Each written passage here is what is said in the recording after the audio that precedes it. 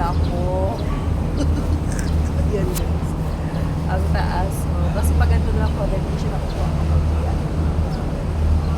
Diba? Grabe, taas mo. Ilang 32 floors po siya guys. So, ayan, inikot ko na kami sa langit. Ang pamangkin ko. Ano siya? Look. So, nahihilo ba kayo? Ayan lang po siya. Diba? Ayan lang siya.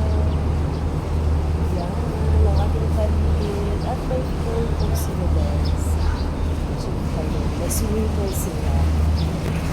Ayan po, may pool po sila guys.